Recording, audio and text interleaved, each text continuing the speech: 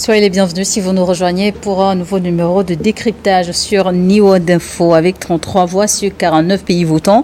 Le Djiboutien Mahmoud Ali Youssouf, 59 ans, a été élu samedi 15 février à la présidence tournante de la Commission de l'Union africaine lors du sommet des chefs d'État de gouvernement à Addis Abeba. Il succède au Tchadien Moussa Faki Mahamat dont le mandat prend fin en mars 2025. Mahamat Diouf, bonsoir et bienvenue. Merci, bonsoir Charlotte. Qui est Mahmoud Ali Youssouf?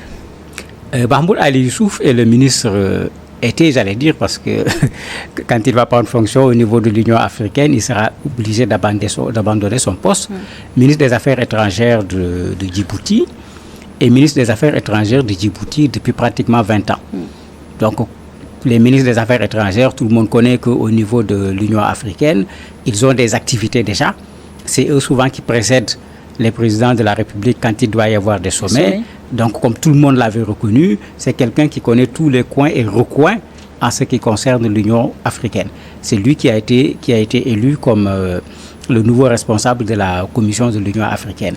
C'est quelqu'un qui a également une formation intéressante puisqu'il a fait langue étrangère appliquée, ce qui fait qu'il parle le français, il parle l'anglais, il parle l'arabe. Ce n'est quand même pas petit pour quelqu'un qui doit s'occuper de l'entièreté du continent africain. Il a également fait d'autres choses en termes de formation. Il s'est formé en gestion des entreprises en Angleterre. Il s'est formé également en management au Canada, à Laval.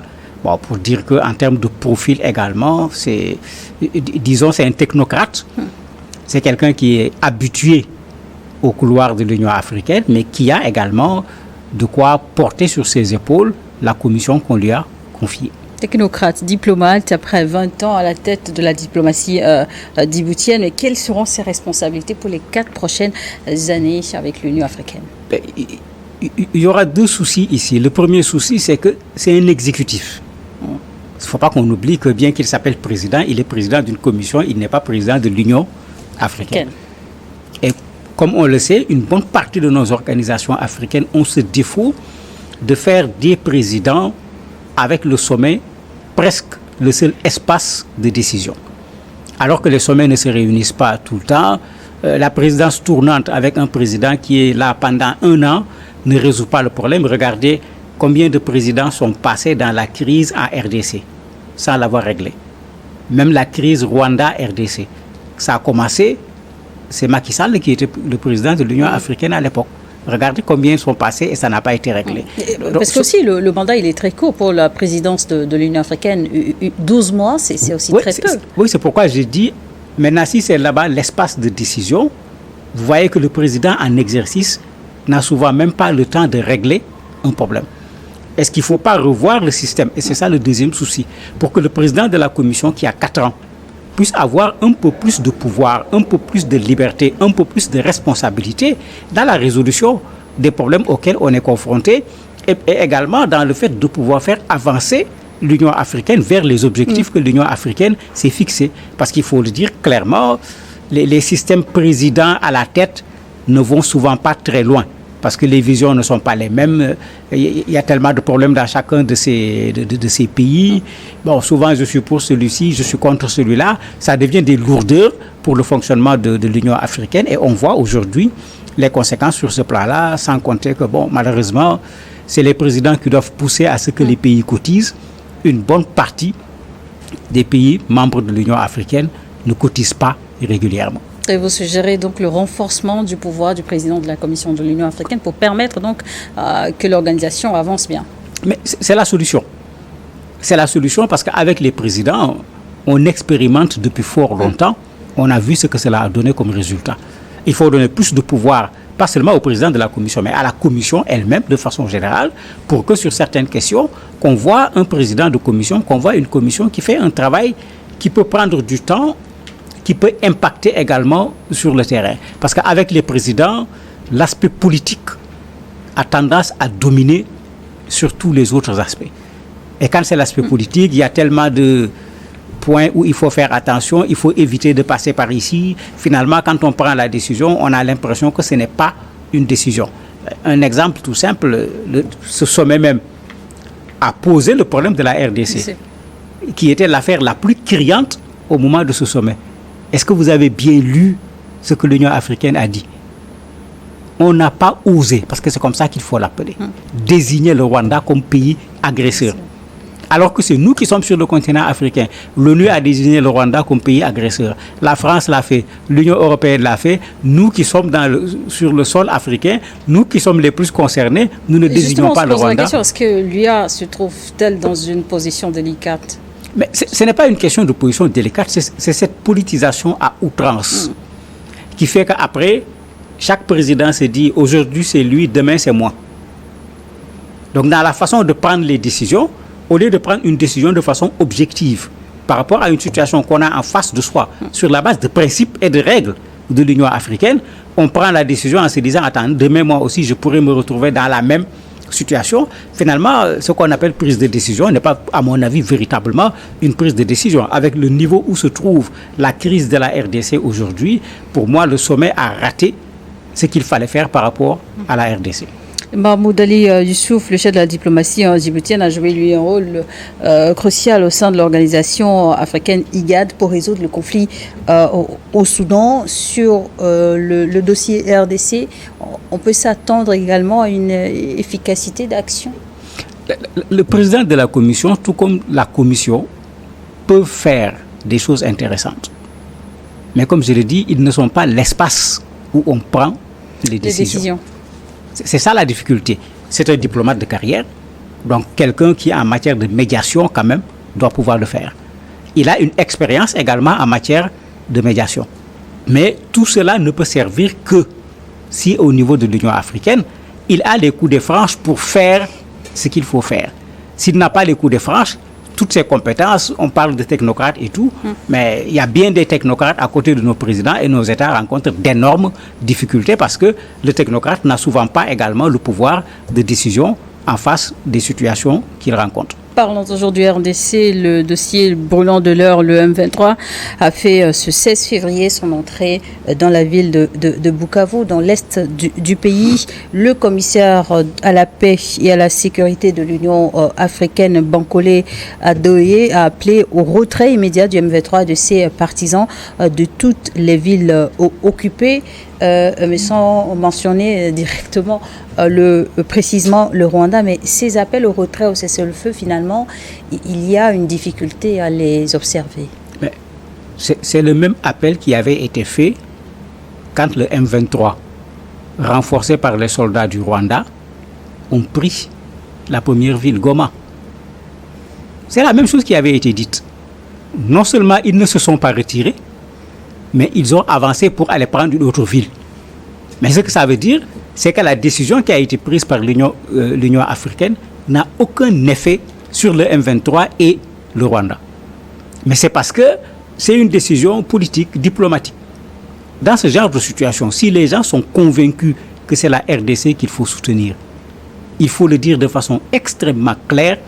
Et si l'on veut que le M23 se retire, il suffit de dire au M23, vous avez une semaine pour vous retirer.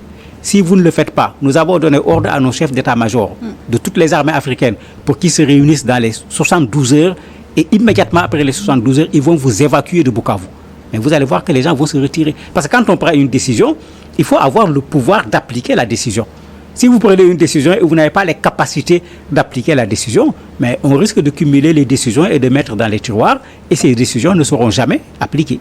Le nouveau patron de la Commission de l'Union africaine aura également pour mission de redonner à l'organisation une crédibilité. Qu'est-ce que cela sous-entend? Ça sous-entend beaucoup de choses. On est en train de parler de la crise au niveau de la RDC.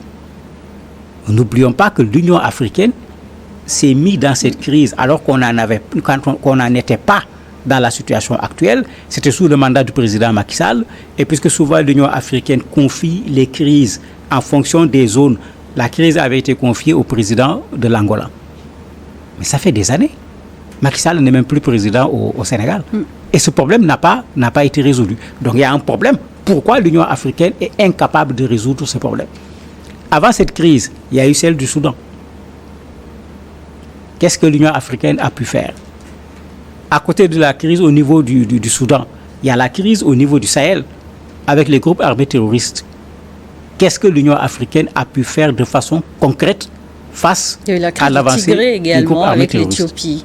Oui, en fait, l'Érythrée, l'Éthiopie, le Mozambique, la Libye, ça ne finit pas. Le Soudan du Sud.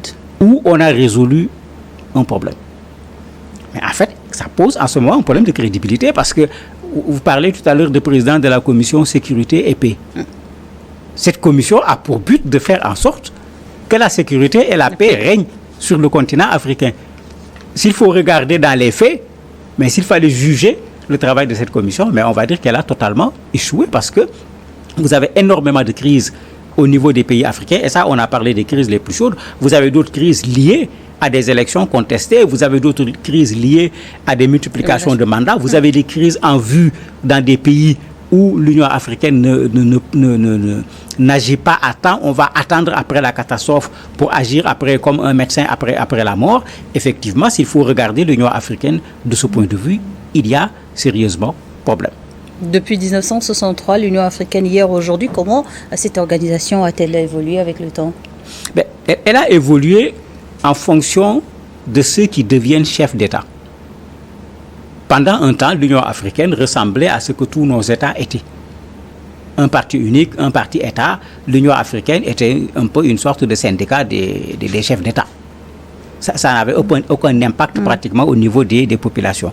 Progressivement, vous avez ces populations qui se prononcent sur l'Union africaine, vous avez ces populations qui deviennent de plus en plus exigeantes, et de réforme en réforme, l'Union africaine a essayé de prendre forme. Mais il faut dire que c'est resté difficile. Vous avez, je ne veux pas les citer pour qu'on ne dise pas que je me moque d'un président d'un pays, mais il y a des présidents qui ont été à la tête de l'Union africaine. Pendant une année, c'est comme si l'Union africaine n'a pas existé. Je ne veux pas les citer et qu'on pense que je veux me provoquer un pays, mais tout le monde n'a qu'à voir ce qui s'est passé ces dernières années. Vous avez quelqu'un comme le président rwandais qui, quand il a pris la tête de l'Union africaine, a poussé, a fait bouger les choses. Mais le mandat étant un mandat de 12 mois, 1 an. Ceux qui ne voulaient pas de ces réformes ont traîné les pieds. Le gars est parti, une bonne partie des réformes n'ont pas été faites. Alors que, quand il est venu, ils ont fait ce travail de s'asseoir, de regarder l'Union africaine, de soulever les problèmes et de réfléchir pour trouver des pistes de solutions. Mais on a tout laissé tomber quand il n'était plus là. L'Union africaine a également essuyé ces dernières années de nombreuses critiques. Le siège d'Addis Abeba construit par des Chinois, également aussi des fonds, des financements étrangers dont bénéficierait l'organisation. Des critiques fondées, selon vous? C'est plus que fondé. Je disais il y a quelques instants qu'il y a beaucoup de pays qui ne cotisent pas. Les pays qui cotisent régulièrement ne font pas 10. Surtout les pays du continent. Je ne veux pas amener de crise diplomatique, je ne vais pas citer. Mais les gens peuvent aller vérifier puisqu'on publie. Mais quand vous avez une cinquantaine d'États, il n'y a qu'une seule dizaine qui cotisent. Faciliter le bon fonctionnement de l'organisation. Mais bien sûr, le premier rôle des cotisations, c'est de permettre à la structure de fonctionner. Maintenant, puisque c'est les pays africains qui ont créé cette structure, quand il y a des projets, quand il y a des actes à poser, ce sont ces mêmes pays africains qui, en plus de la cotisation, doivent pouvoir participer au financement de ces projets. Mais ce n'est pas le cas. Vous avez vu quand la Chine a construit. Pour moi, c'est un partenariat Chine-Afrique. Mais rappelez-vous le débat qu'il y a eu après. On a dit que les Chinois ont laissé des micros là-bas, donc tout ce que les gens sont en train de faire, les gens sont au courant. Pour moi, il n'y a aucune surprise. Ce n'est pas les Chinois seuls qui le font. Tout le monde le fait. Tout le monde sait que les États s'espionnent les uns les autres. Mais si on avait construit nous-mêmes notre siège, on ne poserait pas le problème de micro-chinois. Quand on regarde le financement en dehors des cotisations, mais pratiquement 60% des activités de l'Union africaine sont financées par des partenaires qui sont extérieurs à l'Afrique. Mais ça pose en ce moment un autre problème.